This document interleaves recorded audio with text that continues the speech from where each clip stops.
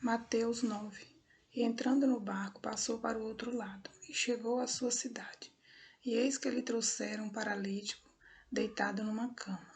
E Jesus, vendo a fé deles, disse ao paralítico: Filho, tem bom ânimo, perdoado te são os teus pecados. E eis que algum dos escribas dizia entre si: Ele blasfema. Mas Jesus, conhecendo os seus pensamentos, disse: Por que pensais mal em vossos corações? Pois qual é mais fácil, dizer: Perdoados são os teus pecados, ou dizer: Levanta-te e anda? Ora, para que saibas que o Filho do Homem tem na terra autoridade para perdoar pecados, disse então ao paralítico: Levanta-te, toma a tua cama e vai para a tua casa. E levantando-se foi para a sua casa. E a multidão, vendo isto, maravilhou-se e glorificou a Deus que dera tal poder aos homens.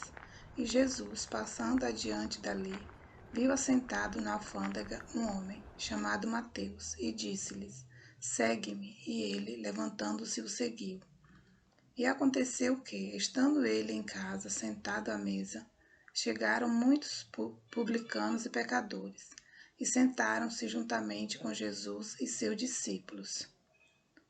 E os fariseus, vendo isto, disseram aos seus discípulos: Por que come o vosso mestre com publicanos e pecadores? Jesus, porém, ouvindo, disse-lhe: Não necessitam de médico os sãos, mas sim os doentes. Ide, porém, e aprendei o que significa: misericórdia quero, e não sacrifício, porque eu não vim a chamar os justos, mas os pecadores ao arrependimento. Então chegaram ao pé dele os discípulos de João, dizendo: Por que jejuamos nós e os fariseus muitas vezes, e os teus discípulos não jejuam? E disse-lhe Jesus: Podem porventura andar tristes os filhos das bodas, enquanto o esposo está com eles? Dias, porém, virão em que lhes será tirado o esposo, e então jejuarão. Ninguém deita remendo de pano novo em roupa velha, porque semelhante remendo rompe a roupa, e faz maior a rotura. Nem se deita vinho novo em odres velhos, aliás, rompem-se os odres, e entorna-se o vinho, e os odres estragam-se, mas deita-se vinho novo em odres novos, e assim ambos se conservam. Dizendo-lhe ele estas coisas, eis que chegou um chefe e o adorou, dizendo: Minha filha faleceu agora mesmo, mas vem, impõe-lhe a tua mão e ela viverá. E Jesus, levantando-se, seguiu, e ele e os seus discípulos. E eis que uma mulher que havia já 12 anos padecia de um fluxo de sangue, chegando por detrás dele, tocou a orla de sua roupa. Porque dizia consigo: Se eu tão somente tocar a sua roupa, ficarei sã.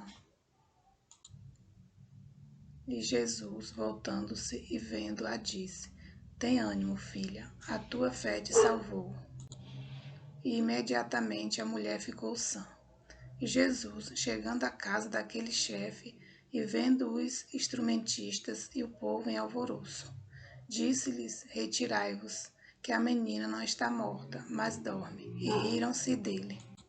E logo que o povo foi posto fora, entrou Jesus e pegou-lhe na mão, e a menina levantou-se. E espalhou-se aquela notícia por todo aquele país. E partindo Jesus dali, seguiram-no 2 cegos, clamando e dizendo: Tem compaixão de nós, filho de Davi. E quando chegou à casa, os cegos se aproximaram dele, e Jesus lhe disse-lhes: Crede vós que eu possa fazer isto? Disseram-lhes eles: Sim, Senhor. Tocou então os olhos deles, dizendo: Seja-vos fé. E os olhos se lhe abriram, e Jesus ameaçou-os, dizendo: Olhai que ninguém o saiba. Mas, tendo eles saído, divulgaram a sua fama por toda aquela terra. E, havendo-se eles retirado, trouxeram-lhes um homem mudo e endemoniado. E expulsou o demônio, falou o mudo, e a multidão se maravilhou, dizendo: Nunca tal se viu em Israel. Mas os fariseus diziam: ele expulsa os demônios pelo príncipe dos demônios. E percorria Jesus todas as cidades e aldeias, ensinando nas sinagogas deles, e pregando o evangelho do reino e curando todas as enfermidades e moléstias entre o povo.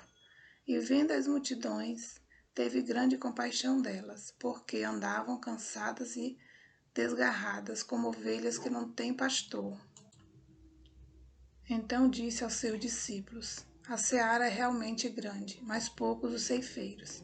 Rogai, pois, ao Senhor da seara que mande ceifeiros para a sua seara.